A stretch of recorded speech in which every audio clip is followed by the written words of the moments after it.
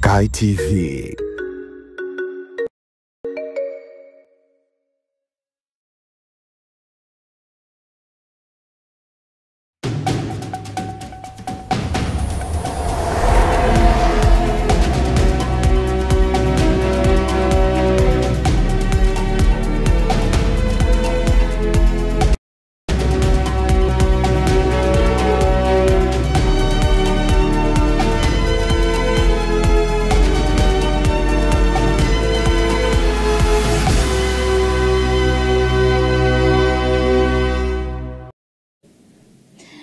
Kutangazia kutoka studio namba 1 hapa jijini Dodoma. Karibu katika taarifa ya habari ya kutwa nzima ya leo. Msomaji ni Mindi Joseph na kwanza ni muhtasari wake.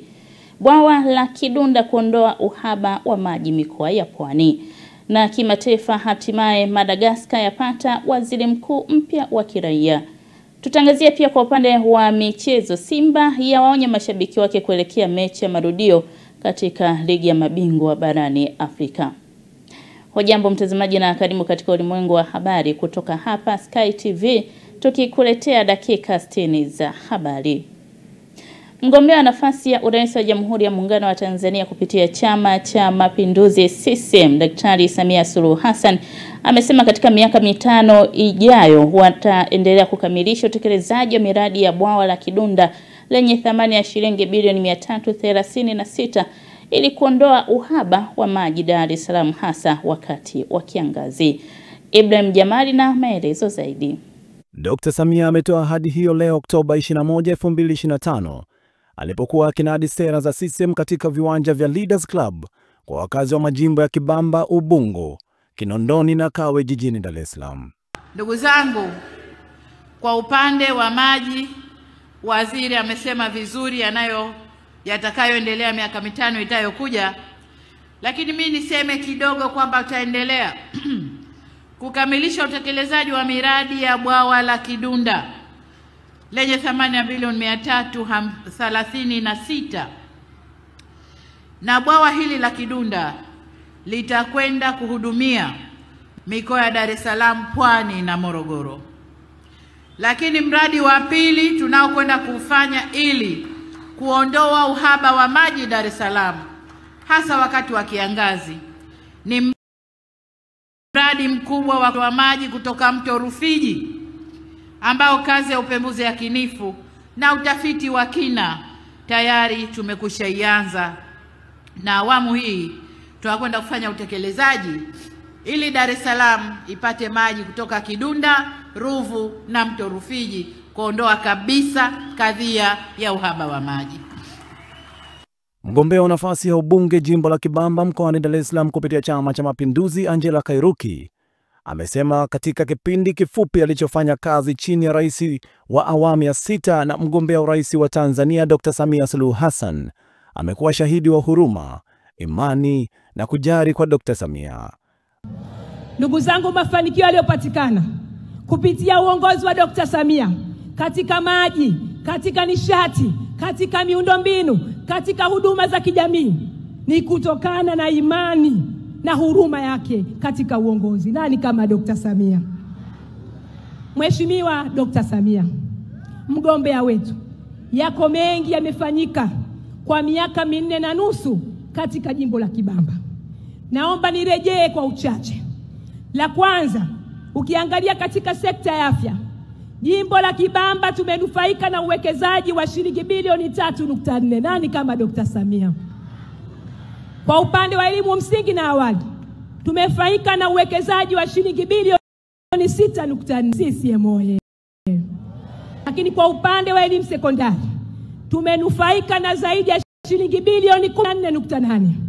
Bilioni 9 katika sekondari kawaida, lakini bilioni 5.8 katika ujenzi wa shule ya sekondari ya wasichana iliyowekezwa katika jimbo langu katika kata ya Kwembe, Dar es Salaam Girls Oye.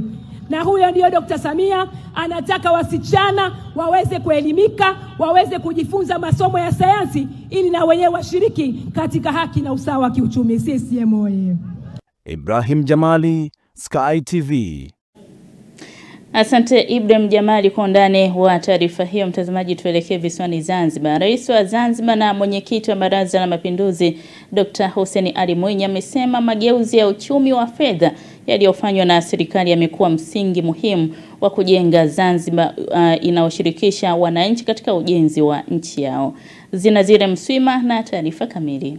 Rais Dr. Mwinyi amesema hayo wakati wa hafla ya kumpongeza kwa mageuzi ya uchumi na fedha na utoaji wa gawio kwa wawekezaji wa Zanzibar Sukuku na uzinduzi wa skimu ya hifadhi ya jamii yenye kufuata misingi ya Kiislamu. Aidha amesema mafanikio ya uchumi shirikishi hayawezi kupatikana bila ya kuwepo kwa mfumo imara wa bima.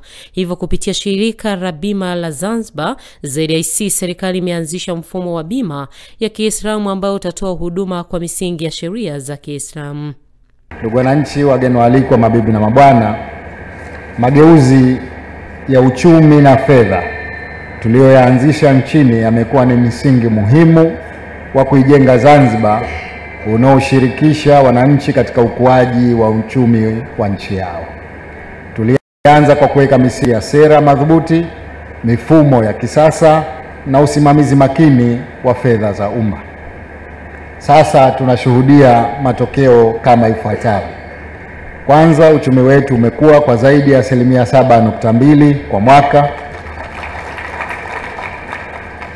Uwekezaji wa ndani na nje umeongezeka. Mfumuko wa bei umedhibitiwa kwa wastani wa tarakimu moja. Mapato ya ndani yameongezeka kwa 278 katika kipindi cha miaka mitano. Na sekta za huduma, utalii, kilimo na uvuvi zimekuwa kwa kasi sana. Mageuzi haya yamejengwa juu ya misingi ya uwajibikaji, uwazi na matumizi bora ya teknolojia za kisasa. Akihitimisha hotuba yake, Rais Dr. Mwinyi amesema serikali imefanya mageuzi makubwa katika mifumo ya hifadhi ya jamii kwa kuimarisha utendaji wa mifuko ya jamii, kuhakikisha malipo kwa wastaafu yanafanyika kwa wakati, michango inayosimamiwa kwa uwazi na faida zinazowanufaisha wananchi. Ajiliwa na kulindwa dhidi ya changamoto za kiuchumi katika uzee, katika maradhi na katika ajali. Hii ni hatua muhimu katika kujenga Zanzibar yenye haki za jamii na usalama wa kifedha kwa vizazi vijavyo. Aidha, leo tunafanya uzinduzi hapa wa skimu ya hifadhi ya jamii yenye kufuata misingi ya sharia. Hatua hii itatoa fursa kwa ZSSF kuwekeza kwenye maeneo yanayofuata misingi ya sharia kama tulivyoelezwa, na nadhani tutapata maelezo zaidi kuhusu swala hili. Lakini imetajwa hapa vile vile kwamba pengine sasa hata masuala ya hija yanaweza yakafanikishwa kupitia ZSSF. Waziri wa Nchi, Ofisi ya Rais, Fedha na Mipango, Mheshimiwa Saada Mkuya Sarum alimkabidhi Rais Dr. Mwinyi tuzo maalum ya kutambua mafanikio na mchango wake katika mageuzi ya uchumi na sekta ya fedha hapa nchini. Imechangia mageuzi makubwa ya kiuchumi na kijamii kwa kutekeleza miradi ya kimkakati ikiwemo miradi ya ujenzi wa bandari jumuishi ya Mangapwani, ujenzi wa maendeleo ya nyumba Chumbuni, ujenzi wa madaraja ya Amani na Manakorekwe, ujenzi wa jengo la abiria Terminal 2 pamoja na miradi mingineyo. Mheshimiwa Rais, pia nitumie fursa hii kuwashukuru wote waliowekeza kwenye sukuk na waliokuwa hawajawekeza lakini wana nia ya kuwekeza kwenye Zanzibar Sukuk. Naomba kuwakaribisha tena pale ambapo serikali itakapotoa tena awamu nyingine ya uwekezaji huo. Zinazine Mswima, Sky TV.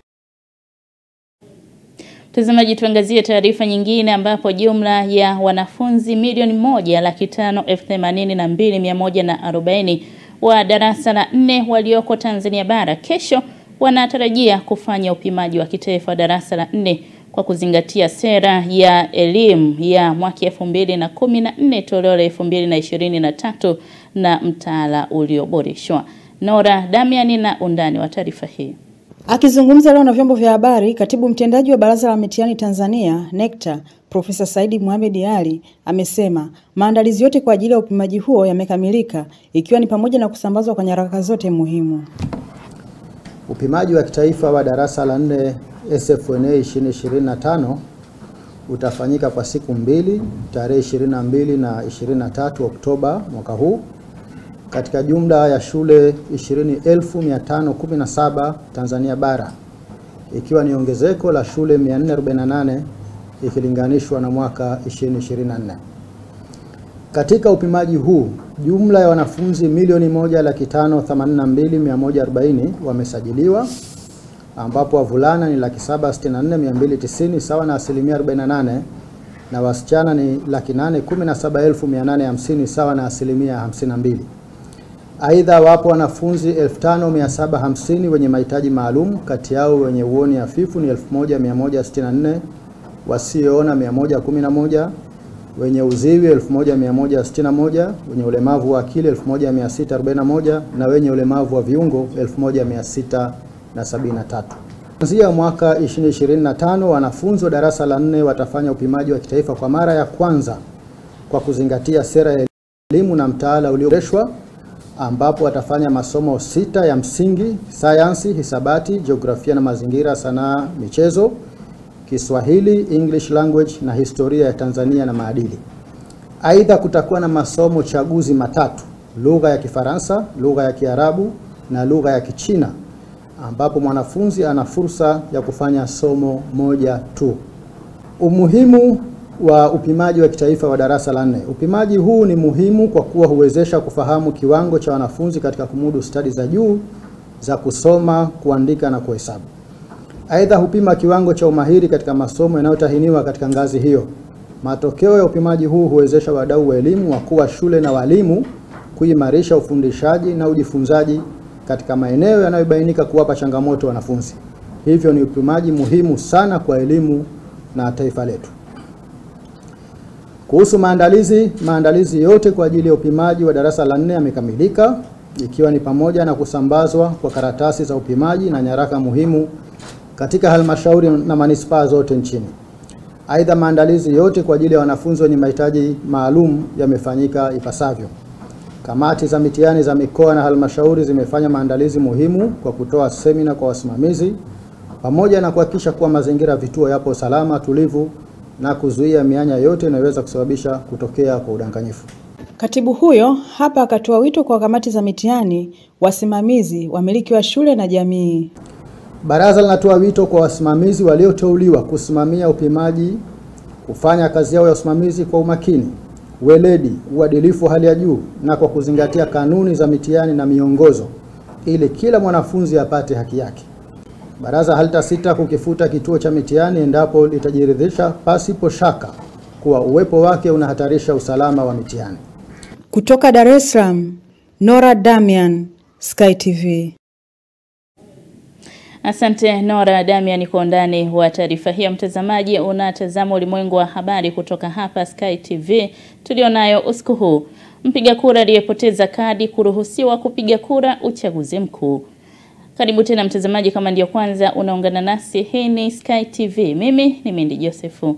Msimamizi wa uchaguzi jimbo la Mbeya mjini na Uyole, Ana Mary Joseph, amewatangazia wananchi waliojiandikisha katika daftari la kudumu la wapiga kura la Tume Huru ya Taifa ya Uchaguzi kuwa mpiga kura aliyepoteza kadi yake na alishajiandikisha ataruhusiwa kupiga kura endapo atafika katika kituo alichopangiwa kupiga kura akiwa na kitambulisho cha majina yanayofanana na yaliyomo kwenye daftari la kudumu la mpiga kura. Taarifa ya Upendo Kibetile kutoka mkoani Mbeya inafafanua zaidi. Akizungumza na waandishi wa habari, msimamizi wa uchaguzi jimbo la Mbeya mjini na Uyole, Ana Mary Joseph, amesema kwa mujibu wa kifungu cha 69 cha sheria ya uchaguzi wa rais, wa bunge na madiwani namba 1 ya mwaka 2024, uchaguzi mkuu utafanyika Oktoba 29 mwaka huu, siku ya Jumatano. Kwa mujibu wa kifungu cha 69 kifungu kidogo cha kwanza cha sheria ya uchaguzi wa rais, wa bunge na madiwani namba 1 ya mwaka 2024, nikiwa kama msimamizi wa uchaguzi kwenye jimbo la Mbeya mjini na Uyole, na watangazia wananchi wote waliojiandikisha katika daftari la kudumu la wapiga kura la Tume Huru ya Taifa ya Uchaguzi kuwa uchaguzi wa rais, wa bunge na madiwani utafanyika siku ya Jumatano tarehe 29 mwezi wa 10 mwaka 2025. Vituo vilivyotumika kuandikisha wapiga kura ndio vitakavyotumika kupigia kura. Vituo vya kupigia kura vitafunguliwa saa 1 kamili asubuhi na kufungwa saa 10 kamili jioni. Aidha, na Mary Joseph amebainisha baadhi ya vitambulisho vitakavyotumiwa na wapiga kura waliopoteza kadi, huku akitoa rai kwa wananchi waliojiandikisha kujitokeza kwa wingi katika siku hiyo ili waweze kupiga kura. Kwa mpiga kura aliyepoteza kadi yake na ambaye aliandikishwa kwenye daftari la kudumu la wapiga kura, ataruhusiwa kupiga kura endapo atafika katika kituo alichopangiwa akiwa na leseni ya udereva au pasi ya kusafiria au kitambulisho cha taifa NIDA. Majina ya kitambulisho mbadala atakayowasilisha yawe yanafanana na yaliomo kwenye daftari la kudumu la wapiga kura. Kwa hiyo nitoe rai kwa wananchi, kama ulijiandikisha na jina lako lipo kwenye orodha ya wapiga kura kwenye kituo husika na bahati mbaya umepoteza kitambulisho cha mpiga kura, fika na kitambulisho kimojawapo kati ya vilivyotajwa ambacho kitatumika kama kitambulisho mbadala. Nao baadhi ya wananchi wametoa maoni yao juu ya umuhimu wa kupiga kura. Kushiriki uchaguzi niko tayari. Kwanza uchaguzi ni haki yangu. Kwa lazima nichague kiongozi ambaye namtaka, ambaye ataleta maendeleo na mambo mengine yaendelee. Sasa nimeanza toka 95, nafikia awamu zote nimechagua vizuri tu, nimeshiriki vizuri bila shida. Napenda kwenda kushiriki uchaguzi kwa sababu kushiriki uchaguzi ni haki yangu, kwa sababu ninakwenda kuchagua kiongozi ninayemtaka. Na pia najua ni wajibu wa kila Mtanzania kupiga kura kwa ajili ya kuchagua kiongozi anayemtaka. Tanzania, ninachoweza kuambia ni kwamba tunatakiwa kushiriki uchaguzi ili maamuzi yetu yako mikononi mwetu. Nani wa kutuongoza, nani atupeleka wapi, ni juu yetu sisi kuamua. Nikiripoti kutoka nje ya ofisi ya msimamizi wa uchaguzi jimbo la Mbeya mjini na Uyole, Upendo Kibetile, Sky TV. Asante Upendo Kibetile kwa undani wa taarifa hiyo kutoka huko jijini Mbeya. Mtazamaji, tuelekee mkoani Geita. Jumla ya heleni za kielektroniki 100,000 na 10,000 zimepokelewa katika halmashauri ya wilaya ya Chato mkoani Geita ili kuwavisha ng'ombe katika programu maalum ya utambuzi wa mifugo inayoratibiwa na serikali kupitia Wizara ya Mifugo. Mwandishi wetu Michael Bundala ana taarifa kamili. Daktari wa mifugo wilaya ya Chato, Sostenes Joseph, ametoa taarifa hiyo katika hafla ya uzinduzi wa programu ya utambuzi, usajili na ufuatiliaji wa mifugo wilayani humo. Dr. Sostenes amesema Chato imepokea heleni za kielektroniki 30,000 katika awamu ya kwanza, huku katika awamu ya pili wamepatiwa heleni 80,000 kutoka Wizara ya Mifugo, ikiwa ni sehemu ya programu endelevu. Tumefanya zoezi la utambuzi, usajili na ufuatiliaji wa mifugo kwa namna ya kipekee kabisa kwamba wilaya yetu ya Chato tumekwisha chanja ng'ombe 50%, kwa maana kwamba ng'ombe 54,000 wamekwisha chanjwa dhidi ya ugonjwa wa homa ya mapafu, na ng'ombe hao wote tutawawekea heleni za utambuzi, usajili na ufuatiliaji, heleni za kielektroniki. Na tumeanzia hapa kwenye shamba hili la Madam Sala, ikiwa tu ni sehemu ya uzinduzi na mfano kwa ajili ya zoezi hilo la utambuzi. Mara tu baada ya hapa, basi wilaya nzima, kata zetu zote watafanya utambuzi. Na tumekwisha pokea tayari heleni hizo kwa awamu mbili. Awamu ya kwanza tumepokea heleni 30,000 na awamu ya pili heleni 80,000. Kwa jumla tuna heleni 100,000 na 10,000 pamoja na applicator 4. Lakini bado tunazo applicator zetu kama halmashauri, kama idara, zitaongezeka na hizo 4 ambazo tumepata kutoka wizarani ili kuhakikisha kwamba zoezi hili linafanyika kwa ufanisi na kwa weledi mkubwa.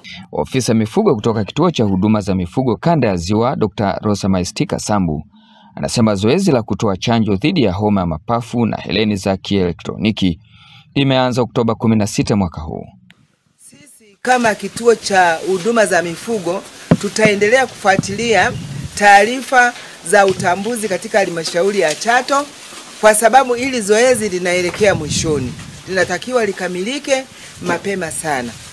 Na ili zoezi tunalitumia, pengine labda wengine hawajui umuhimu wake ni nini. Umuhimu wa utambuzi ni kufanya wewe mfugaji kwanza kuwa na uhakika wa usalama wa mifugo yako.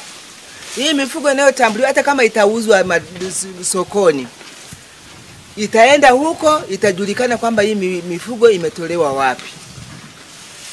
Lakini pia kama ikipotea mifugo yako popote pale itakapokuwa, kwa kutumia mfumo huu wa utambuzi, hii mifugo itajulikana. Lakini pia inakusaidia wewe kuboresha ufugaji wako. Sara Mpina ni mfugaji kutoka wilayani Chato, anakiri kuwa mradi huo ni muhimu kwao. Tunaishukuru serikali kwa kutuletea chanjo. Hapo kabla tulikuwa tuna changamoto kubwa sana ya magonjwa na kupata chanjo ni gharama kubwa kama mfugaji mwenyewe. Lakini kwa serikali kutuletea chanjo inaturahisishia na inatupunguzia gharama kubwa. Zoezi la uwekaji wa heleni kwa mifugo linasaidia ufuatiliaji wa afya za mifugo pamoja na kuimarisha usalama dhidi ya wizi na upotevu wa mifugo. Michael Francis Bondala, Sky TV. Asante Michael Francis Bondala kwa undani wa taarifa hiyo. Tuangazie taarifa nyingine. Wananchi 816 walio kwenye vikundi vya kijamii vya kuweka na kukopa chini ya mwamvuli wa Sehudofe wilayani Ilala wamefanikiwa kujikwamua kiuchumi na kuboresha maisha yao kupitia akiba wanazoziweka na kukopeshana kwa masharti nafuu. Akizungumza wakati wa kongamano lililoshirikisha wana vikundi, katibu wa kikundi hicho amesema malengo ya vikundi hivyo ni kuboresha familia ambapo wamekuwa wakikopeshana kwa riba nafuu na hakuna masharti makubwa. Tuna utaratibu kwamba tunaanzisha vikundi. Kwa sasa tuna jumla ya vikundi 28 ambavyo ni vya kukopa, kukopeshana, na tuna vikundi viwili ambavyo ni vya kusaidiana. Jumla tuna vikundi 30. Malengo yetu sisi ni kuboresha familia.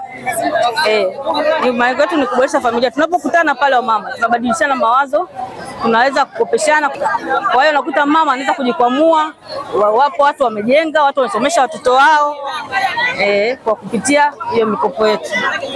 Mimi ni mwanamama ambaye nilitoa fursa nyumbani kwangu kwa ajili ya vikundi vya kijamii vya kuweza kusaidiana kwa kuweka na kukopa.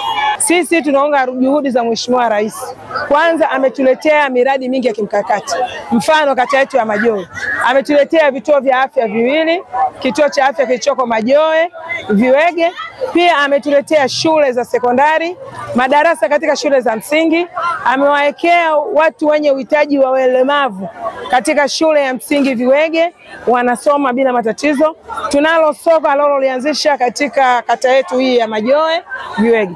Hivyo basi, kulingana na mambo makubwa anayofanya akiwa kama mama, akiwa kama mwanamke mwenzetu, nikiwa na kiu mimi kama mkurugenzi wa Seondofu ambaye nimeweza kuwakusanya hawa wamama kwa ajili ya kuweka na kukopa na kuweza kupata faida ya kuwasomesha watoto, kujenga majumba, na hata vijana wa bodaboda kama mnavyowaona wameweza kujiajiri wenyewe kuliko kuajiriwa na watu. Kwa hiyo sisi kongamano letu linaunga juhudi za Mheshimiwa Rais na tuko tayari kujitokeza kupiga kura siku ya tarehe 29. Na yeye alitoa mikopo alikuwa ametoa mikopo ya kila watu wasiojiweza, kina mama. Kwa hiyo tunakuwa tuko pamoja naye kwa sababu yeye anatusapoti na sisi tunamsapoti, kwa sababu mtu anayekujali na unamjali ni mtu ambaye anajali wanyonge, anajali wakina mama, anajali watoto, vijana wote. Tumejipanga vizuri sana kwa sababu tunapeana elimu wenyewe kwa wenyewe, na sisi tunakubaliana kwa sababu tunaona anayofanya mama tunayatambua na tunayaona kupitia sisi, na watu wengine pia tunayaona. Mtazamaji, tunahitimisha katika habari za kitaifa na sasa tunapata mapumziko mafupi. Tukirejea tutaungana na Sofia Daudi katika habari za biashara na uchumi.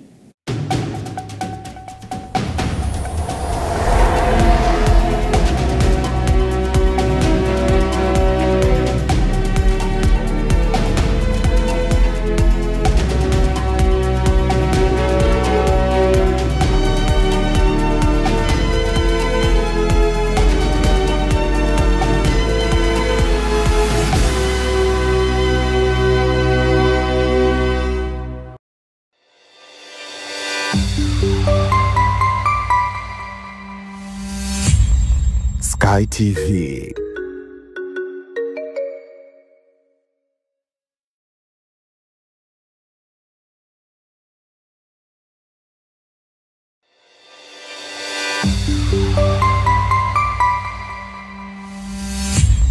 Sky TV.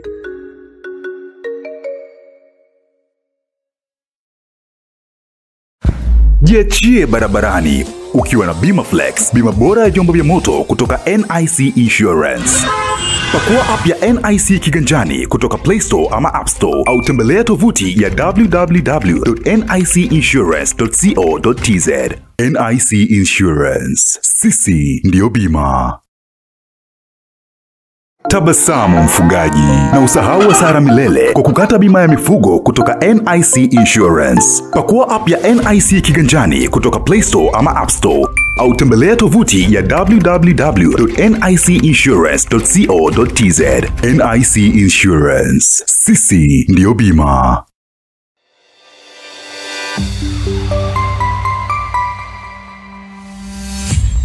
Sky TV.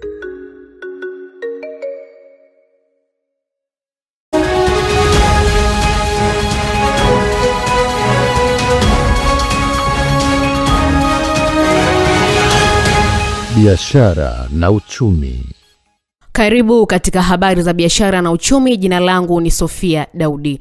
Taasisi ya kudhibiti ubora wa mbegu Tanzania TOSCI yaendesha mafunzo maalum ya uzalishaji wa mbegu bora na miche ya miti na matunda kwa wazalishaji kutoka mikoa mbalimbali nchini. Mafunzo haya yanafanyika jijini Mbeya kuanzia tarehe 20 hadi 21 Oktoba katika ukumbi wa Loyo Tugimbe. Zaidi ya washiriki 50 wamehudhuria mafunzo hayo yenye lengo la kuwawezesha wazalishaji wa miche ya miti na matunda kufahamu na kuzingatia sheria, kanuni na taratibu za uzalishaji wa miche iliyothibitishwa na TOSCI. Kupitia mafunzo hayo, taasisi ya kudhibiti ubora wa mbegu Tanzania inalenga kuboresha ubora wa uzalishaji wa miche bora ya mazao ya miti na matunda nchini ili kuongeza tija kwa wakulima na kuchangia maendeleo ya sekta ya kilimo chenye ushindani na manufaa kwa taifa. Na sasa tuangalie viwango vya kubadili fedha za kigeni kutoka Benki Kuu ya Tanzania BOT, ambapo leo Oktoba 21, 2025 dola ya Marekani imenunuliwa kwa shilingi 2437 na senti 2 na kuuzwa kwa shilingi 2461 na senti 6. Pauni ya Uingereza imenunuliwa kwa shilingi 3269 na senti 1 na kuuzwa kwa shilingi 3301 na senti 8. Euro ya Ulaya imenunuliwa kwa shilingi 2839 na senti 9 na kuuzwa kwa shilingi 2868 na senti 3. Randi ya Afrika Kusini imenunuliwa kwa shilingi 141 na senti 1 na kuuzwa kwa shilingi 142 na senti 5. Shilingi ya Kenya imenunuliwa kwa shilingi 18 na senti 8 na kuuzwa kwa shilingi 19 na senti 0. Na shilingi ya Uganda imenunuliwa kwa shilingi 0 na senti 8 na kuuzwa kwa shilingi 0 na senti 8. Hivyo ndio viwango vya kubadili fedha za kigeni kutoka Benki Kuu ya Tanzania BOT. Jina langu ni Sofia Daudi.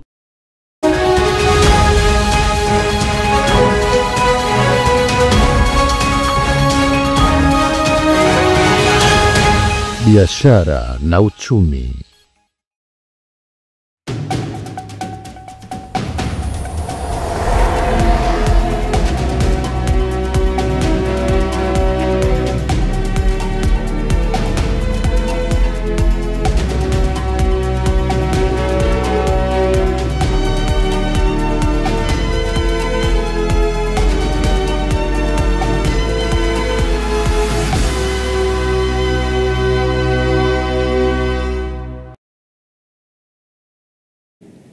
Asante Sofia Daudi katika mkusanyiko wa habari za biashara na uchumi, na moja kwa moja tunaungana na Pius Jayunga katika habari za kimataifa, ambapo huko kubwa zaidi ni hatimaye Madagascar imepata waziri mkuu mpya wa kiraia.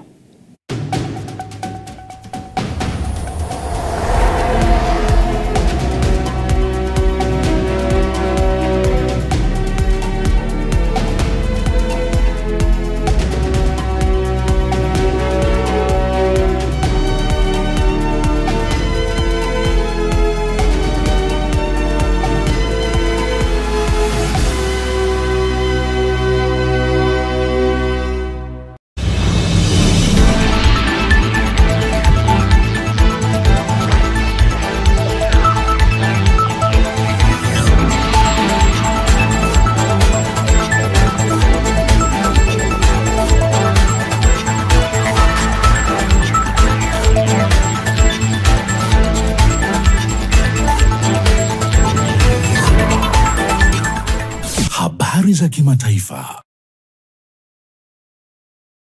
Karibu katika habari za kimataifa. Naitwa Pius Jayunga.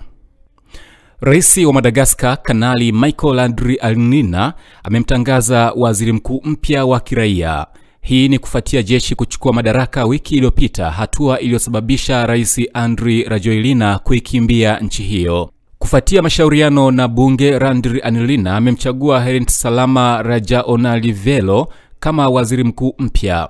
Rajaonavielo ni mtu mwenye ushawishi katika sekta binafsi nchini humo na mwenyekiti wa zamani wa benki ya Madagascar, Malagasy Benki BNI. Rais Randrianirina ambaye aliapishwa Ijumaa ameahidi kuunda serikali ya kiraia na ushirikiano na nguvu zote zinazoiendesha nchi hiyo baada ya jeshi kuchukua madaraka.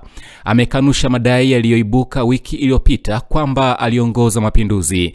Maandamano ya mwezi uliopita ya kupinga hatua ya kukatika kwa umeme mara kwa mara nchini humo yaligeuka harakati za kuwa maandamano makubwa ya kuipinga serikali.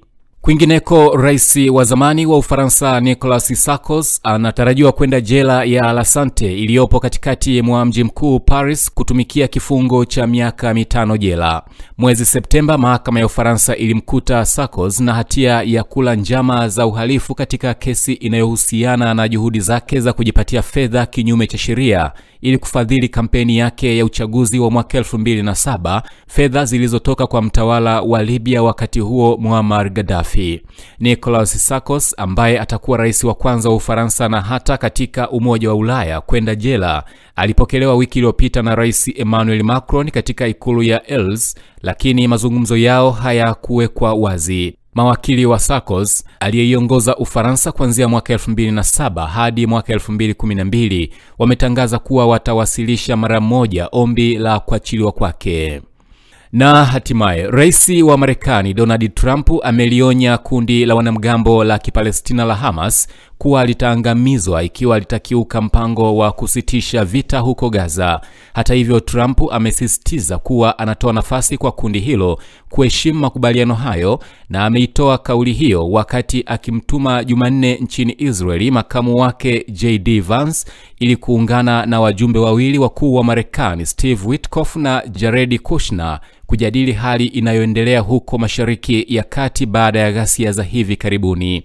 Makubaliano hayo ya kusitisha vita Gaza yaliyosimamiwa na Trump na yaliyoanza kutekelezwa Oktoba 10 yalikuwa hatarini kuvunjika baada ya wanajeshi wawili wa Israeli kuuawa kusini mwa Gaza na kupelekea Israeli kufanya mashambulizi ya kulipiza kisasi dhidi ya Hamas na kusababisha vifo vya Wapalestina wapatao 45. Naitwa Pius Jayunga, Sky TV.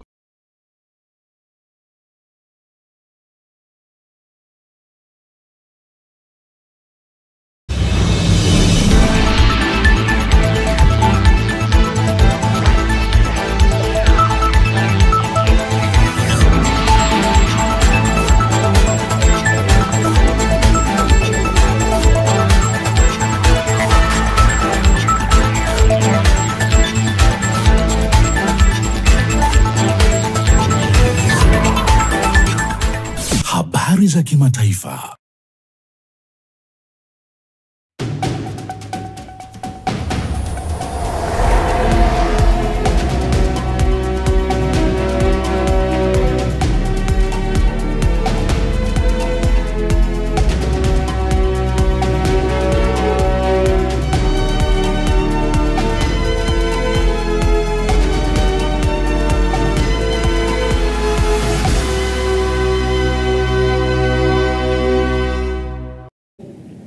Asante Pius Jayunga kwa habari za kimataifa. Mtazamaji, ni wasaa wa kuelekea viwanjani kuangazia kimichezo, na hapa studio nipo na mwanamichezo Lai Saidi atujuze kwenye michezo nini kimechomoza kwa leo. Usiondoke.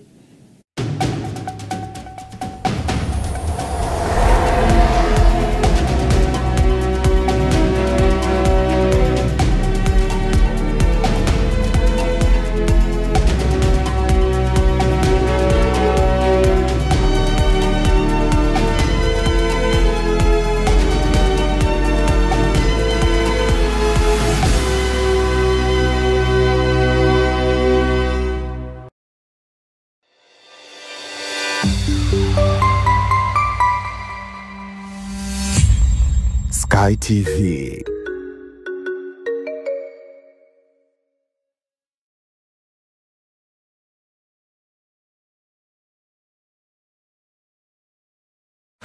Jiachie barabarani ukiwa na Bima Flex, bima bora ya vyombo vya moto kutoka NIC Insurance. Pakua app ya NIC kiganjani kutoka Play Store ama App Store au tembelea tovuti ya www.nicinsurance.co.tz. NIC Insurance. Sisi ndio bima. Tabasamu mfugaji, na usahau hasara milele kwa kukata bima ya mifugo kutoka NIC Insurance. Pakua app ya NIC kiganjani kutoka Play Store ama App Store au tembelea tovuti ya www.nicinsurance.co.tz. NIC Insurance. Sisi ndio bima.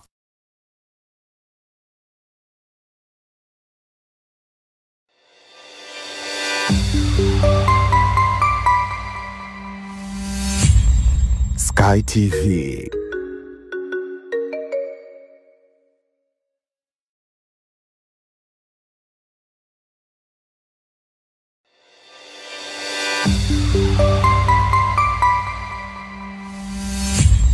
Sky TV.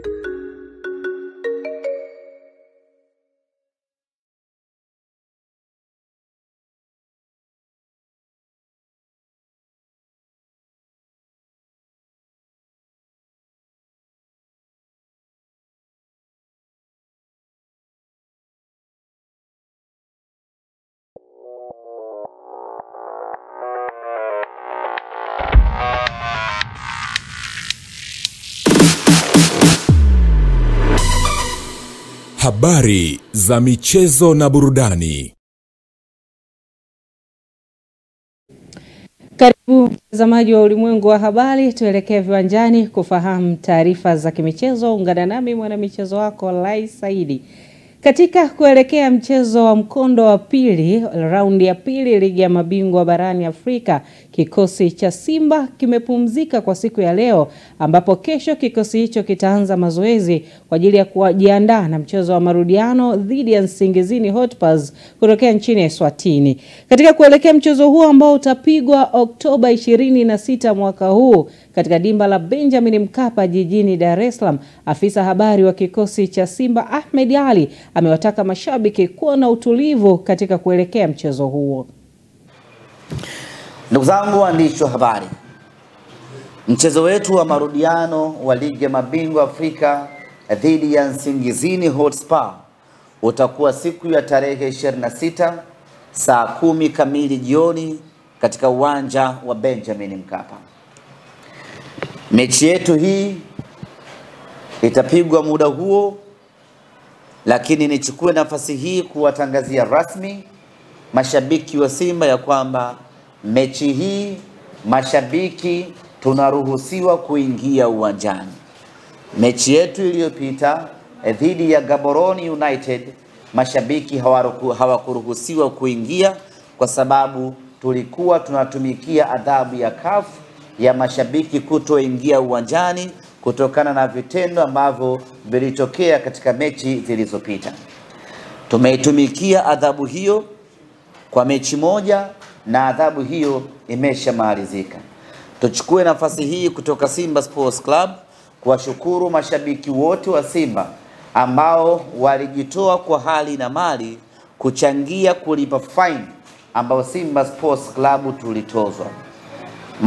Makusanyo hayakuwa makubwa sana ya kuridhisha, lakini hicho kidogo ambacho mashabiki wamejitolea tutachanganya na nyingine kutoka Simba Sports Club tulipe hiyo faini, lakini adhabu yetu tayari imeshamalizika na sasa tuko huru mashabiki kuingia uwanjani katika mchezo wetu wa tarehe 26.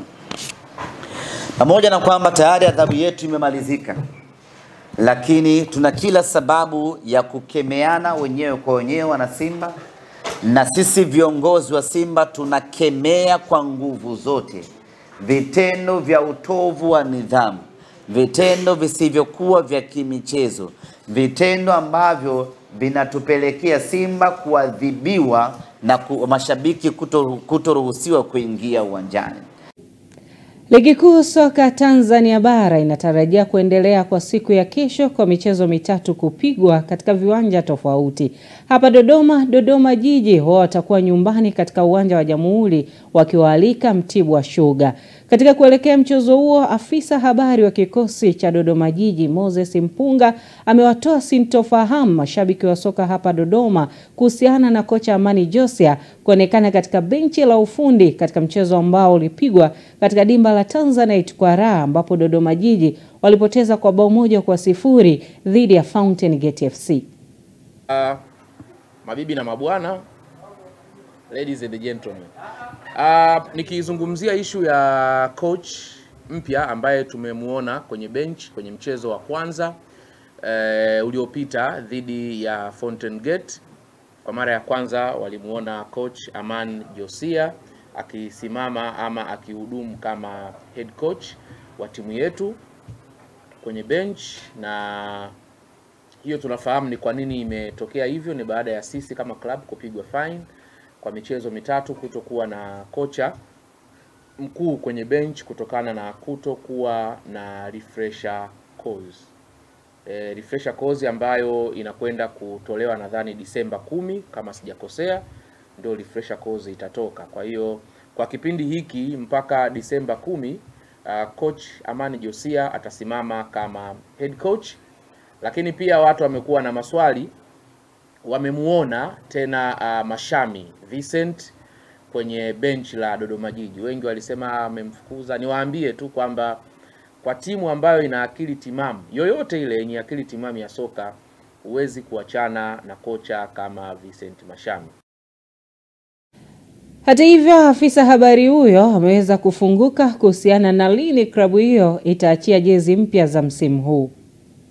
Kwa tuwaombe radhi, iko changamoto ambayo imetokea kwa msimu huu. Kila kitu kilikuwa kiko sawa kabisa, na niseme tu kwamba mzigo wa jezi wa kwanza ulikuwa umeingia, lakini baada ya kuingia zilionekana zile jezi zilikuwa zina changamoto kwenye eneo la kimuundo wa jezi na designer ambaye alikuwa ame design zile jezi, kwa maana ya mtu ambaye anahusika na upande wa designing kidogo, wale ambao wana print waliprinti tofauti, au ile production ilifanyika tofauti kidogo. Kwa hiyo zilivyokuja tukakaa sisi kama management pamoja na wenzetu wa Netsport ambao ndio mzabuni wa jezi, tukakubaliana kwamba hazikuwa sahihi sana kwenda kwa mashabiki, kitu ambacho hata mashabiki pia inawezekana wasinge tuelewa. Kwa hiyo tulichokuja kukifanya baadaye sasa ni kutafuta jezi za muda ambazo ndio zimekuja. Actually sio jezi za mazoezi, ni jezi za mechi,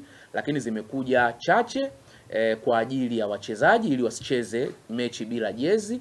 Na ziko aina zote tatu: jezi ya nyumbani ya blue, jezi nyeupe ya ugenini, pamoja na jezi ya ugenini ya blue, jezi ya nyumbani nyeupe, pamoja na ile third kit. Zote zimekuja, ndio maana ukiona huwa wanabadilisha, lakini sio jezi special au jezi maalum za timu kwenda kwa mashabiki. Kwa ni jezi za muda kwa ajili ya kurescue situation ya wachezaji. Production iko mwishoni kabisa.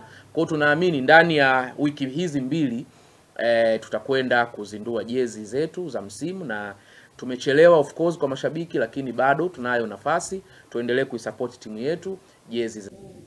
Kwingineko ni kuhusiana na timu ya wanawake ya futsal imeendelea na mazoezi katika uwanja wa shule ya Philbert Bayi Kibaha kwa ajili ya kujiandaa na fainali za kombe la dunia zitakazofanyika Philippines Novemba 21 hadi Disemba 7 mwaka huu. Mchezaji wa timu ya taifa ya wanawake ya futsal Nasma Khalid amezungumzia maandalizi kuelekea fainali hizo na malengo yake makubwa kufika mbali katika mashindano hayo na kuleta ubingwa hapa nyumbani. Kimataifa ni kuhusiana na klabu ya Arsenal imeomba radhi kwa klabu ya Atletico Madrid baada ya klabu hiyo ya Hispania kulalamika ukosefu wa huduma ya maji ya moto baada ya kufanya mazoezi yao kwenye uwanja wa Emirates. Miamba hiyo itakutana usiku huu katika mwendelezo wa ligi ya mabingwa barani Ulaya, huku Arsenal wakilenga kuendeleza rekodi yao nzuri baada ya kushinda mechi zao 2 za awali dhidi ya Celtic Club na Olympiacos. Arsenal imeomba radhi kwa tukio hilo ambalo imekiri kusikitishwa kwake, huku ikiwaomba radhi viongozi, wachezaji na maofisa wa Atletico Madrid. Ingawa UEFA inahitaji kuwepo kwa huduma ya maji ya moto kwenye vyumba vya kubadilishia nguo kwa mujibu wa taratibu za miundombinu ya viwanja, hilo linahusu siku za mechi pekee, sio mazoezi ya kabla ya mechi.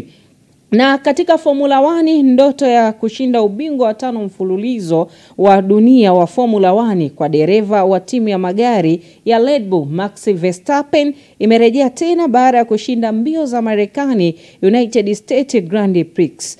Ushindi wa Max kwenye mbio za United States umemfanya apunguze tofauti ya alama kati yake na Oscar Piastri, dereva wa McLaren mwenye alama 346, akiwa ndio kinara. Tofauti yao sasa ni alama 40, ambapo Max akiwa na alama 306 huku akishika nafasi ya 3.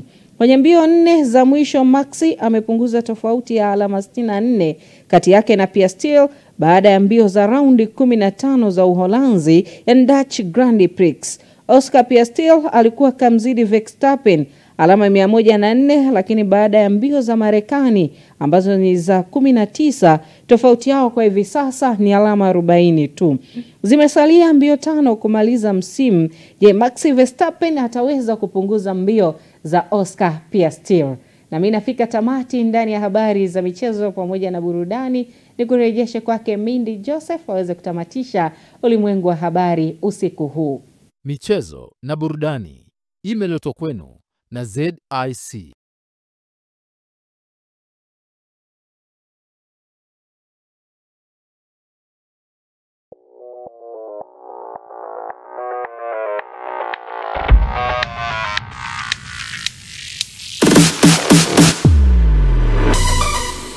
Habari za michezo na burudani.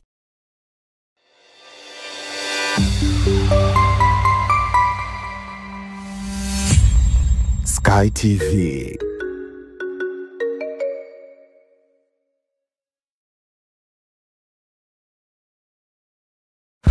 Jiachie barabarani ukiwa na Bima Flex, bima bora ya vyombo vya moto kutoka NIC Insurance. Pakua app ya NIC kiganjani kutoka Play Store ama App Store au tembelea tovuti ya www.nicinsurance.co.tz. NIC Insurance. Sisi ndio bima.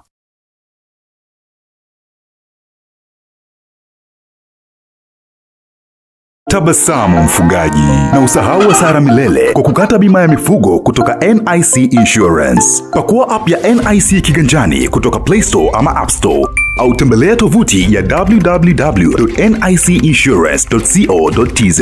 NIC Insurance. Sisi ndio bima.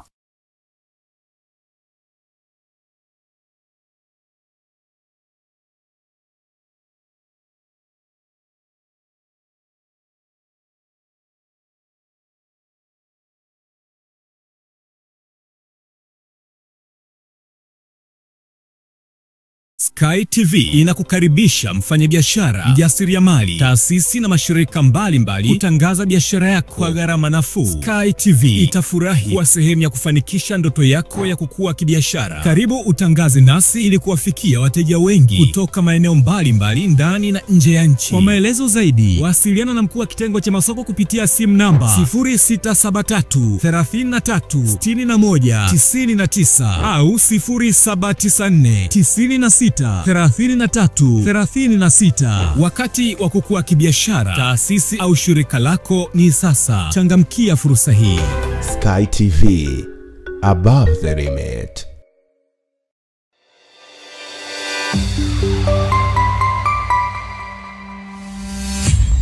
Sky TV.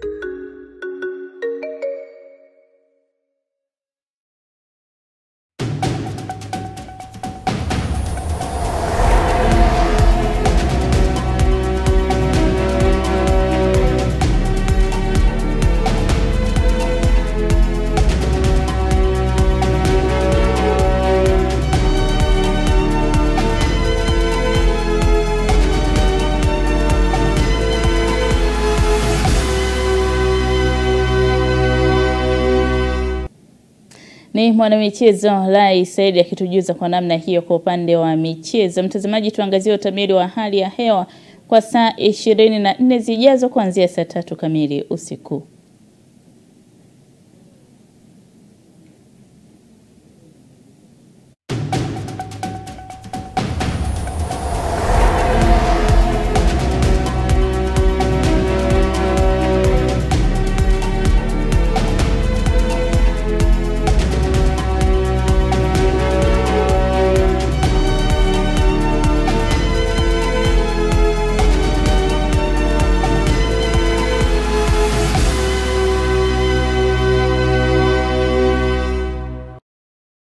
Uhari gani mpenzi mtazamaji, karibu katika utabiri wa hali ya hewa kutoka Mamlaka ya Hali ya Hewa Tanzania, ukiwasilishwa nami Godfrey Gazinja. Kwa usiku wa leo tunatarajia hali ya ukavu jitokeze katika maeneo mengi ya nchi, huku hali ya joto ikionekana katika maeneo ya magharibi mwa nchi. Kiwango cha juu zaidi cha joto kinatarajiwa kufikia nyuzi joto 35, ikiwa ni kiwango cha juu kulinganisha na maeneo mengine ya nchi, kufuatiwa na nyuzi joto 33 katika mkoa wa Tabora. Mifumo ya upepo inatuonyesha kwa siku ya kesho upepo unatarajiwa kuwa wa wastani katika maeneo mengi ya nchi. Hali kadhalika ukanda wa Ziwa Victoria kunatarajiwa kuna hali ya mvua itakayoambatana na ngurumo za radi katika maeneo machache na vipindi vya jua, huku hali ya ukavu ikitarajiwa katika maeneo mengine ya nchi yaliyosalia. Ni kutoka Mamlaka ya Hali ya Hewa Tanzania, hatuna la ziada. Asante na nikutakie wakati mwema.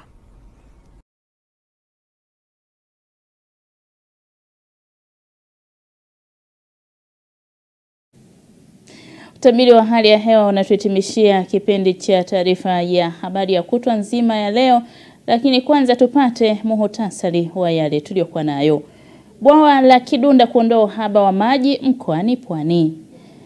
Na kimataifa pia, hatimaye Madagascar yapata waziri mkuu mpya wa kiraia. Katika michezo, Simba yawaonya mashabiki kuelekea mechi ya marudiano katika ligi ya mabingwa. Mtazamaji, na huo ndio mwisho wa taarifa ya habari ya kutwa nzima ya leo kutoka hapa Sky TV. Kwa taarifa nyingine ya habari usikose kuungana nasi muda na wakati kama huu kesho. Kwa niaba ya wote walioshiriki kuandaa taarifa hii ya habari, jina langu ni Mindi Joseph, ni kutakia utazamaji mwema wa vipindi vyetu vinavyoendelea hapa Sky TV. Uwe na usiku mwema.